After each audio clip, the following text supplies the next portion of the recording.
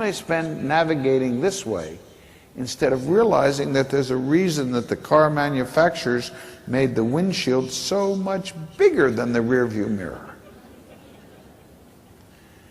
And when it's, if anybody's getting the impression that Mitchell came here to sprinkle fairy dust on you and everybody's going to waltz out of here without a challenge and an issue and everything's going to be fine, you didn't pay me enough to do that. I mean, I'm going to, come on.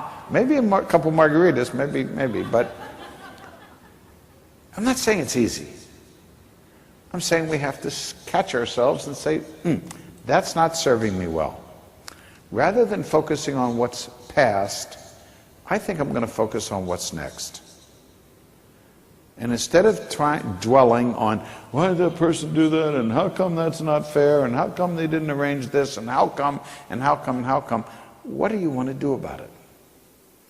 Because I think in that moment, for the first time in my life, I started to sow the seeds of the message that I came to share in the book that I've written. It's not what happens to you. Life has lots of stuff that happens. It's what you do about what happens to you. There are potholes. Life has potholes. You ever notice that? Life has bridges out. Life has tornadoes and hurricanes, and they're not fair. It's not good, but it is. Somebody said, the most successful person is the one who can enjoy the scenery on a detour. Anybody here been on any detours lately? Anybody have a detour and an experience on that detour that they would not trade for the world? Everybody. The more time I spend on what I have no control over, the less time I have to spend on what I have control over. It's that simple, it's that basic. I don't think anybody in this room is going, wow, that guy's really smart. He figured that one out. But it's how we choose to point ourselves, to direct ourselves, to refocus ourselves, realign ourselves. That's the power that we have. And when we say, I don't like it, I don't like what happened, I don't like where I am, I don't like this situation, but I'm not going to sit here waiting for somebody to come and rescue me. I'm going to choose what's next. And if what's next doesn't get me what I want, I'm going to ask myself a question. What's next?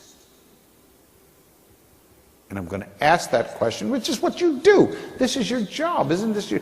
Now I'm not sure you're getting right on the edge here of trying to be as smart as us again. It's not going to happen. But isn't that what you do? Isn't that your whole thing? And do I understand research? And you do something and you get a result and it doesn't get you what you want, you do something else. And you get a result and it doesn't do you. Am I there, sort of? I see somebody nodding good. You're on my side. I like that man right there. He's good. The rest of you, I don't care what you think. I like that guy. What's next? It works in what you do. How about in our personal lives as well? It was about, I'm checking my watch because it's going to be margarita time very, very soon. In fact, I think it's going to be margarita time real soon. Well, I got out of that hospital after about 4 months and got home. I could do nothing for myself. My newly grafted hands so sensitive, even the breeze blowing on them bothered me. So I had to be dressed and fed and bathed. But as time went on and my hands became less sensitive, and I was once again able to dress myself and feed myself, drive a car by myself, fly an airplane again by myself.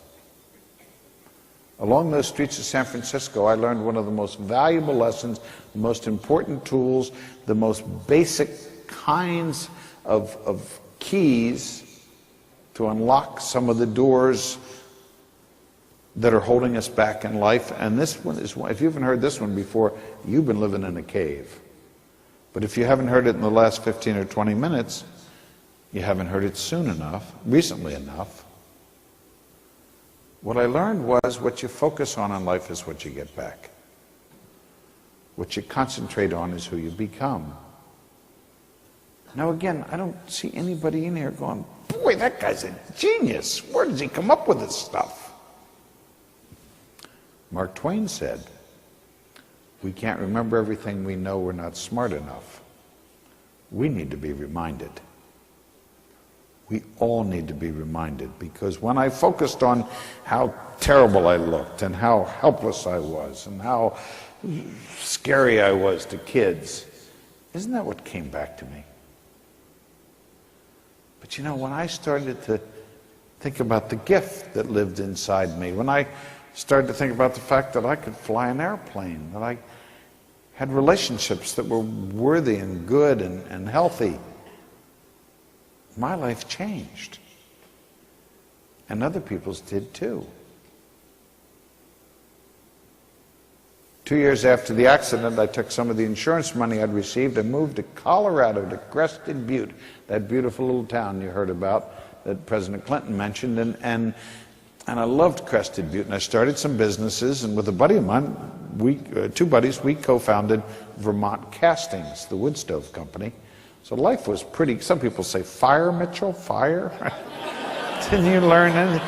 Keep it inside the stove. That's a good thing to learn about fire. And so we started Vermont Castings, and 4.5 years after that fiery crash, with my commercial, my multi-engine, my instrument rating, a beautiful 6-seater Cessna aircraft, one cold, beautiful November morning, I agreed to take 4 others in a ride in my plane and went down to the airport, did the pre-flight inspection, took off, lifted into the air, and immediately something was wrong.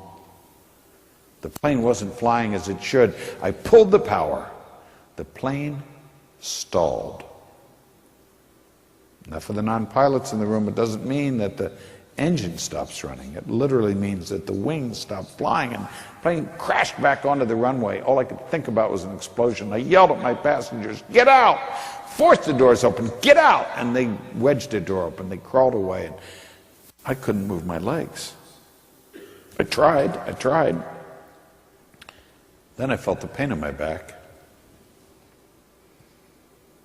They put me on a Flight for Life aircraft to Denver.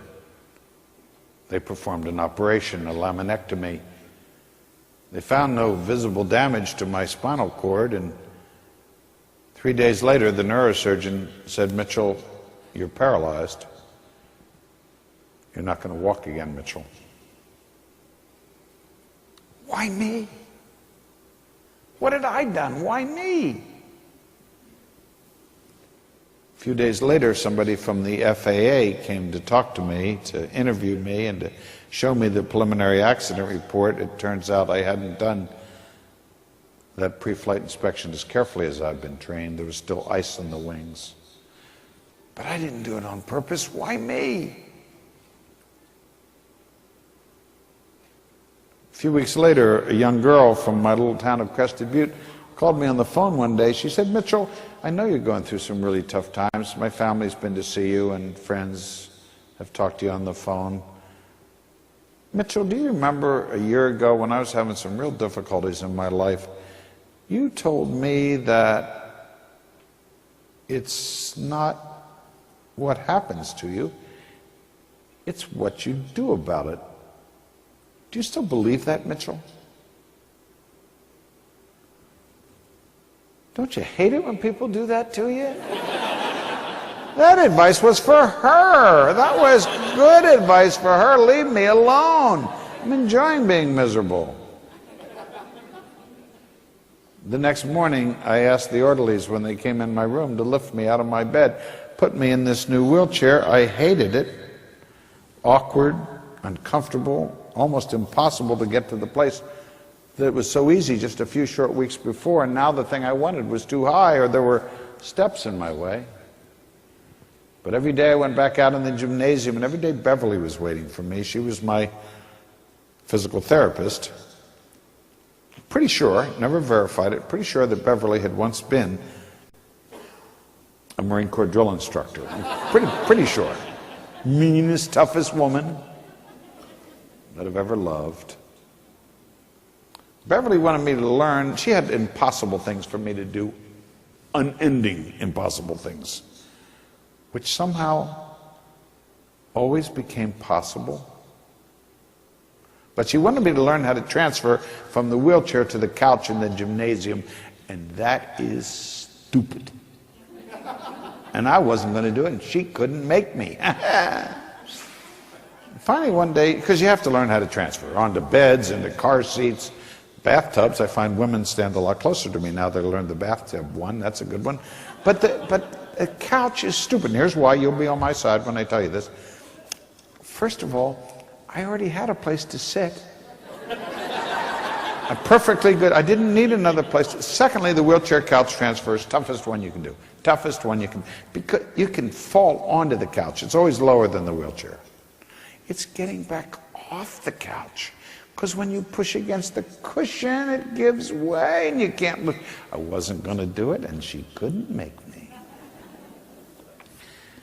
Finally, one day after 5 especially impossible things had become possible, she came over to me, her arm around my shoulder. Mitchell, there's one more thing. I'm not going to do it, Beverly. It's stupid, and you can't. Mitchell, calm yourself. Relax, Mitchell. Mitchell, have you ever considered the fact there's 2 ways you're going to get close to your future mate? One is going to be next to her in bed. One is going to be sitting next to her on the couch. The couch is probably going to come first. 5 minutes. 5 minutes on the couch, off the couch, on the couch.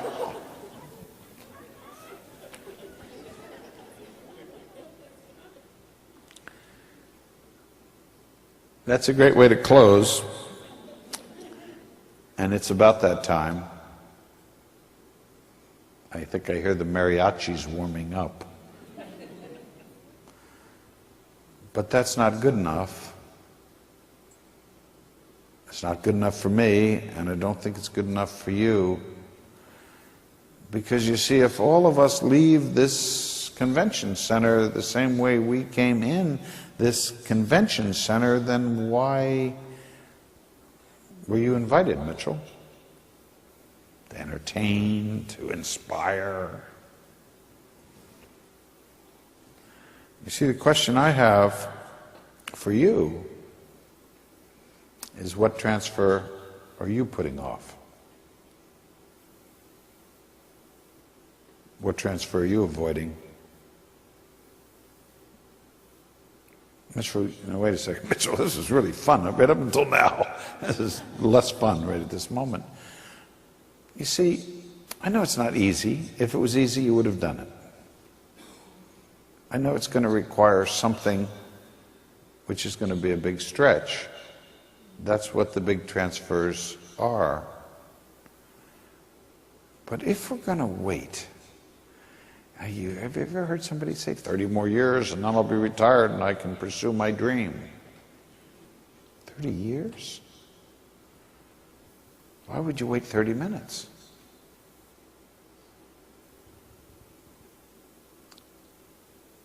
I didn't say anything was easy. My life's been a gift. I've had so many great things happen in my life, so many wonderful moments, so many great things, and I've had a couple of bumps along the way. And they were pretty big bumps at the time, but they're not big bumps now because I don't carry that around with me, that steamer trunk of baggage with me all the time. And if not you, who? And if not here, where? And if not now, when are you going to begin that transfer?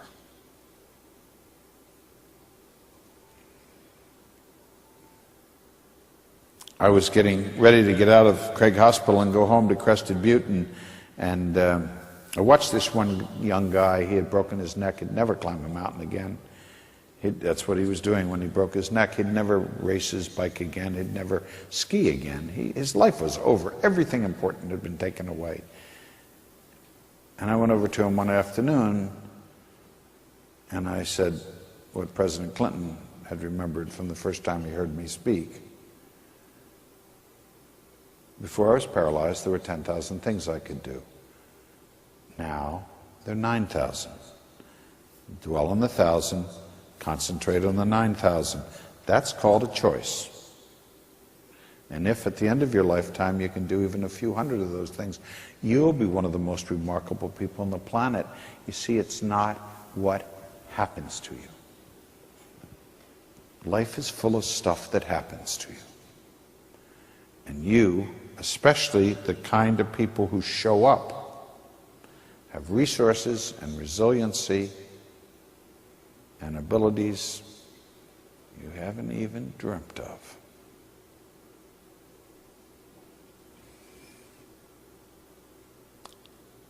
Normally I begin, and I brought my book along, and I'll see all you guys over at the reception, and there's a table there.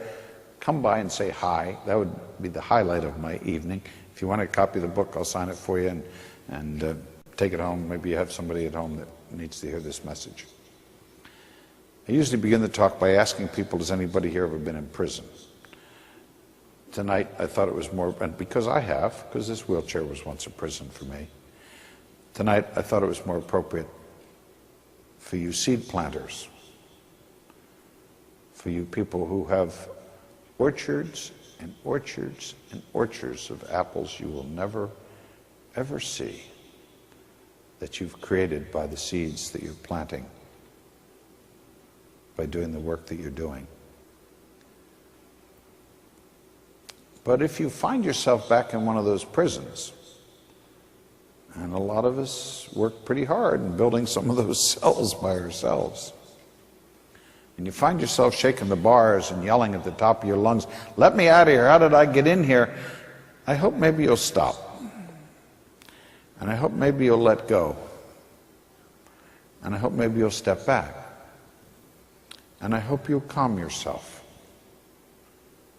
And if you reach down deep into your pocket or your purse and pull out your keys, you're going to find a little surprise.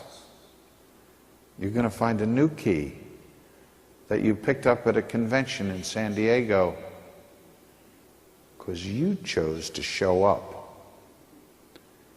And take a long look at that new key, and you'll see written on it, it's not what happens to you. It's what you do about it. This has been a great pleasure.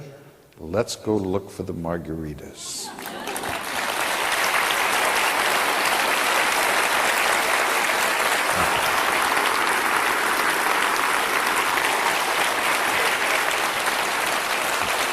Ladies and gentlemen, Mitchell.